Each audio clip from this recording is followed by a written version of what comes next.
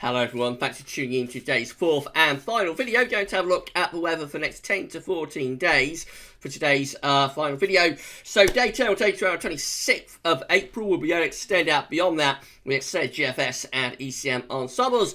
But runs around a couple of weeks. Have a look at CFS V2 for May at the end of the video. Talking of May, we have had sort of May concerns with our videos so far today. So we released the ECM WF extended forecast, which is like a 6 weeks look ahead. And to be honest, the signals for May with that are very, very elusive, very mysterious. So have a look at that and see what's going on. But after week 2, it all becomes a bit of a mystery. Also released January, Friday that extends out into the middle of May. Stronger signals there for things to be turning a little bit warmer next month. So have a look at that. But of course, we started off with our 7 AM upload, just a nice little couple of minute forecast, having a look at the weather for the next few days. So check out all of the videos that we've released so far today if you would like to do that. Thank you so much everybody for all of the support. Make sure you like, share, subscribe, all of that good stuff, and it's absolutely fantastic. Thank you so much everybody for doing that. I thought I'd just start with this. I had an interesting poll that I put up on the community page at GavsWeatherVids the other day. I had 291 votes, so a lot of interest in this one. Just asking people what they think is going to happen with the QBO quasi-binary oscillation this summer. The options were: do you think that Westerly QBO will continue? Will the EC QBO descend? Or you tell me, Gav, which is kind of like, not sure. That's for people who aren't sure what's going to happen. So it turns out that the majority of GavsWeatherVids viewers think that the think that the Easterly QBO will descend. 46% say that they think the EC QBO will descend, against 22% that think the Westerly QBO will continue. 32% aren't sure. And I would sympathise with those people that aren't sure, because it has been a very confused situation with the QBO over the past few months. But anyway, you've still got time to vote in that. So go to a community page on the YouTube channel, and then select the option that you would like to go for. Westerly QBO to continue, EC QBO to descend, or you tell me, Gav. And it'll be interesting to see. It looks like the EC QBO descending is going to be like the winner with this, I think. But it'll be interesting to see where that lands up in a day or so's time. I can show you the current situation with the QBO at NASA. We only normally look at things like this on a Sunday with GavsWeatherVids Sunday Roundup, but I thought, why not, include it in a weekday video just for once. So I won't explain the whole chart. If you want an explanation of the chart, then have a look at the GavsWeatherVids Sunday Roundup on Sunday, when I'll go through what this is showing in detail. But essentially, got the EC QBO just here in the stratosphere. Westerly QBO continues in the troposphere between 30 and also 50 HPA, and so that's why the options are: will the Westerly QBO continue as it has over the past few months, or will the Easterly QBO, which is up here, descend? If we zoom in, you can see that it does continue to look like the Easterly QBO is continuing to strengthen within the stratosphere and trying to push down to the troposphere. So you can see how these green-blue colours are getting more intense over time.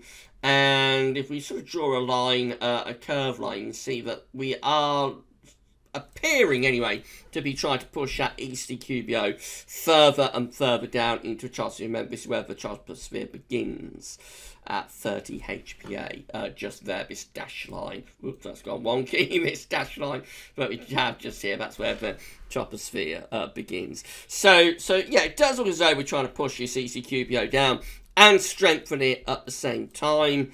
So we shall wait and see. We shall wait and see whether the Easterly QBO descends as we move into the summer. I've got a feeling that it will, but then again, this time last year, I thought the Easterly QBO was going to descend, and it failed. So I think just got to wait and see what happens. But my anticipation would be that the EC QBO will take off through this summer, but we shall see, and time will tell. Anyway, get voting. You have have not yet voted, and let me know what you think is going to happen with the QBO this summer. Thank you so much, everybody, for getting involved and doing that. Right, so this is how the current temperature observations are looking via XC weather.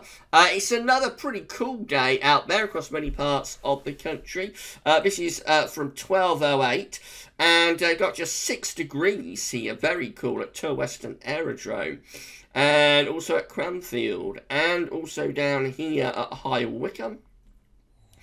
And just there to Little Rissington. 6 degrees is absolutely dreadful for midday in the middle of April. So that is very, very chilly indeed. Other areas not quite as cold as that, but nevertheless, Lake and Heath at just 9 degrees. Watcham 8 degrees. Headcorn Aerodrome just 10 degrees, well below average. Boscombe Down is at 9 degrees. Yeovilton at 9 degrees. Marham at 10 degrees. So really much of England, particularly central southern eastern England, really struggling with temperature. Not as bad further west. We'll move on from that place. Lake Burnley is at 8 degrees. Cabo Curragh is at 9 degrees. So these are a little bit cool as well, really. Carnarvon Airport is at 10 degrees. Rhyl is at 11.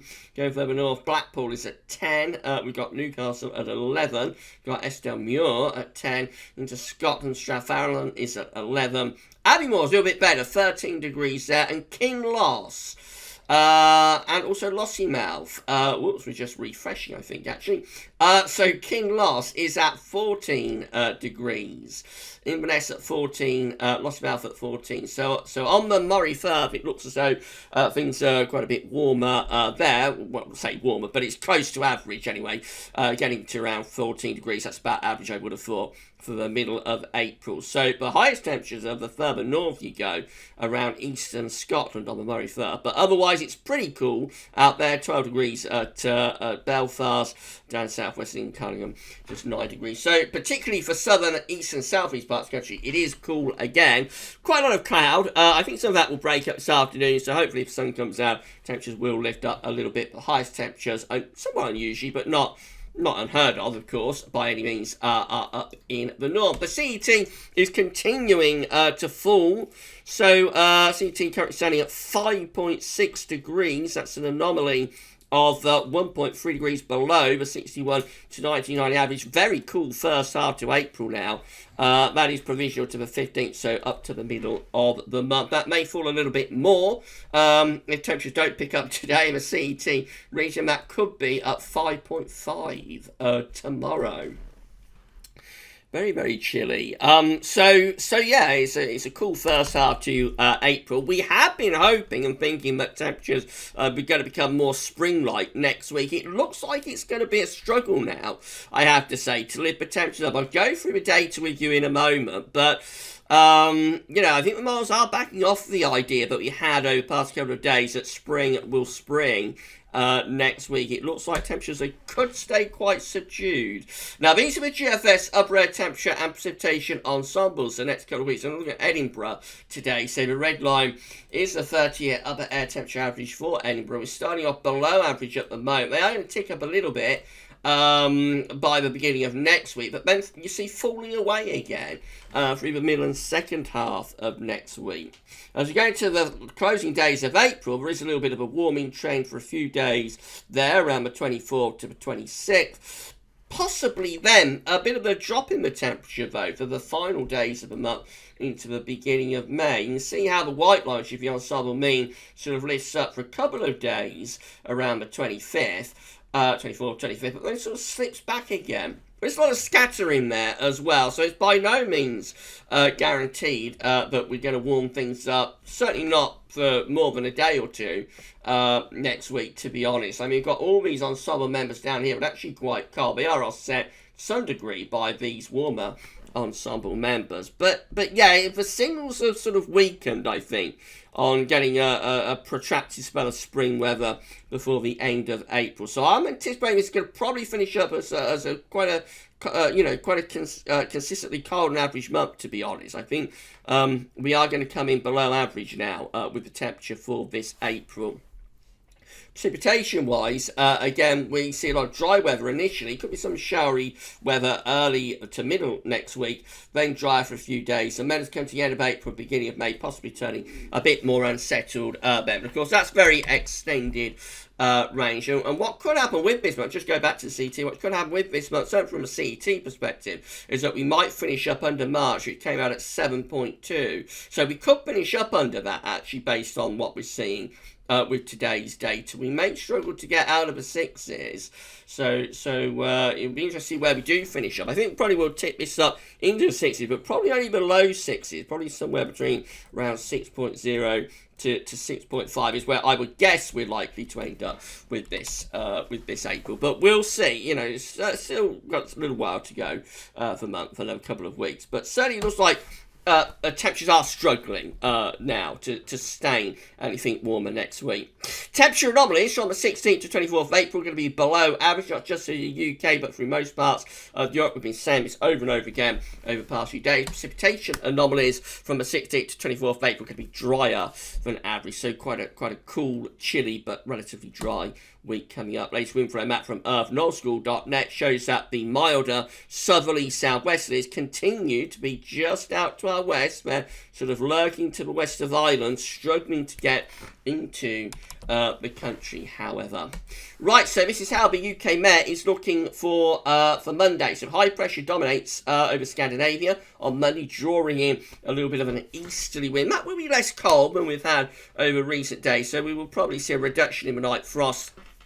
Daytime temperatures when the sun come out, we'll probably get into like the mid-teens, which is about average for the time of the year. But look what happens through the middle of next week. We push a trough through the country. That probably brings a band of rain. And then we start to raise the heights to our north and west again. So by the time we get through to Thursday, as far as we go with the UK Met, that's 144 hours, we're getting the ridge building out to our west again and pulling wind back in to a chillier north to northwesterly direction. As I've said before in the videos, anytime we are on the eastern side of high pressure, so anytime the high pressure is around here, we're going to be relatively cool because the way the wind comes around, the high pressure is in the clockwise direction, and so we'll pull down northern winds. If you want sustained warmth, heat, hot weather, whatever, you need to get the high pressure to our east, and then around the high pressure we'll draw the wind up from the south. So we're still on the cool side of the ridge there as we go through to the end of the UK Met. So temperatures, as I say, we may get things a little bit milder through the early to middle part of next week, but probably involving showery rain, but not able to sustain it, and probably turning cooler again, even colder again, into the second half of next week now. This is how the GFS 6Z is looking. So again, high pressure over Scandinavia on Monday, drawing the air in of the continent. Should be a little bit less chilly than it has been. Then this trough sort of drops in from the northwest through Tuesday into Wednesday. The ridge raising or building behind it, turning the wind back round into a northerly sort of direction. Then the ridge builds over the country. This will be a cold ridge, so probably a return to overnight frost under that area of high pressure, and then the high pressure going back to Scandinavia again, trying to draw wind back in from the east as we go through to the last weekend of April, which is the 24th, 25th of April. Pressure beginning to fall to our southeast as well. And we actually bring in an area of low pressure from Germany. Look at this. This is day 10, Monday 26th of April. We've got an area of low pressure over Germany that pushes across England and Wales, somewhat unusually, but that can happen, particularly at this time of the year when we do get a lot of easy winds anyway. So that will start to bring heavy rain in from the east and probably quite cold temperatures as well. Meanwhile, Scotland will be mainly dry, but with this easterly wind continuing. In the more extended range, going into the end of April and the beginning of May, we've got high pressure setting up out to our northwest. Low pressure is to our south. Winds continue to be from an easterly direction. Quite a cool easterly, almost a northeasterly actually, as we come to the end of a GFS run, which gets us to Sunday, the 2nd of May, with low pressure to our south, drawing in a northeasterly wind, probably quite cold and probably showery, especially for southern east. It's not great for what will be the early May bank holiday weekend, of course. And early May bank holiday weekends will begin tomorrow at GavsWeatherVids on Saturday evening. That's when we'll do update number 1. GM looks like this. So again, we've got high pressure ridging in on Monday. Should bring a reasonable amount of dry weather. But Tuesday, trough drops in from the north and the west. We raise the heights to our northwest and pull the wind back into a northerly sort of direction again through the second half of next week. So it turns cooler through the second half of next week, possibly colder. And then low pressure starts to move back in from the Atlantic. So not only do we drop the temperature through the second half of next week, we also start to turn things more unsettled with this low pressure bringing showers, if not longer spells of rain as well. And we get up towards day 10, and to be honest, things don't look great. We've got high pressure to our west and northwest again. We've got low pressure to our south-southeast, winds in from a north-northeast direction. It's probably going to be cool, and it will probably be unsettled as well. This is a big step back for anybody who wants spring to spring. This is a big step back within the model output today. ECM again looks like that. So I've got high pressure over Scandinavia on Monday, but then in comes the trough through Tuesday and Wednesday, probably bring a band of shower rain. Notice again the wind turns into the north through the middle of next week. We're back into northerly winds again, with heights rising to our north and northwest. And there we are on Thursday, a pattern that we've seen so often over the past few weeks and even months. So again, mid-Atlantic ridge going up to Iceland and Greenland, trough of low pressure to our east-northeast. This time the low is actually sent in the North Sea. Between the two, the isobars coming in from the north-northeast. So back to quite cold weather. Again, probably a return of more night frost for the second half of next week. Possibly that would even be cold enough for snow. Again, in the north, trolley isobars about the air does originate from a long way north, so around Svalbard, probably further north than that, and pushing southwards. So it all looks pretty cool to cold, doesn't it? Through the second half next week and into the last weekend of April. That's how we look as we get to Saturday 24th of April. Again, high pressure centred around Iceland. Low pressure is off the coast of Portugal. Winds are in from the north-northeast once again. And as we get to day 10, that's how we're looking. We're still on the cold side of the ridge at day 10, which is the 26th of April. Still with that high pressure centred to our west. Still bring the wind fundamentally from a north-northeasterly direction. So temperatures will continue to be struggling.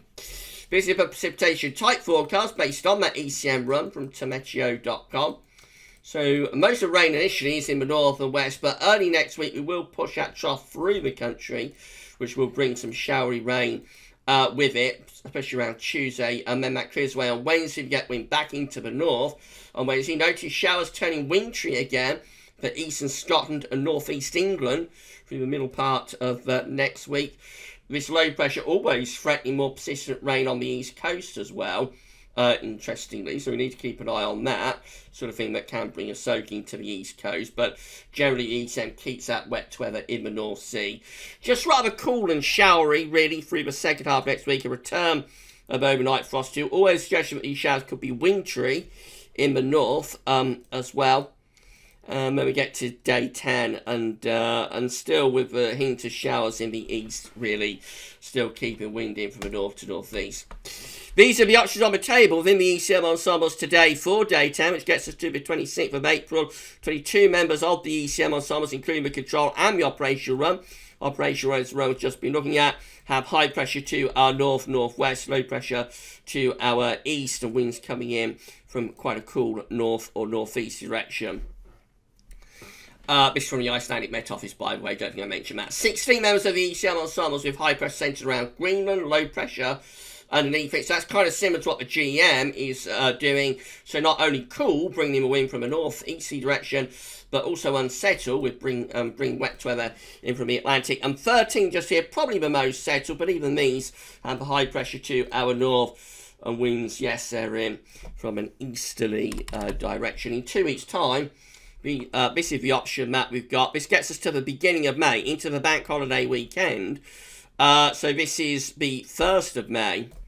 51 out of 51 members of the ECM ensembles are looking unsettled. Look at this, below average heights, low pressure, covering northern and western Europe, still with some northern blocking around Greenland. Still, I think the jet stream is to the south, so probably on the cold side, but jet stream And to be honest, that doesn't look particularly inspiring. As we go into bank holiday weekend, that could be quite unsettled, quite showery at very least, maybe wet. And as on the cold side of the jet stream, probably quite cool as well. So are we going to have a grim bank holiday weekend? We'll start doing updates for you tomorrow. Finally, just have a look at CFS V2 for May. Now, this has been a pretty grim update for anybody who wants spring weather to sustain.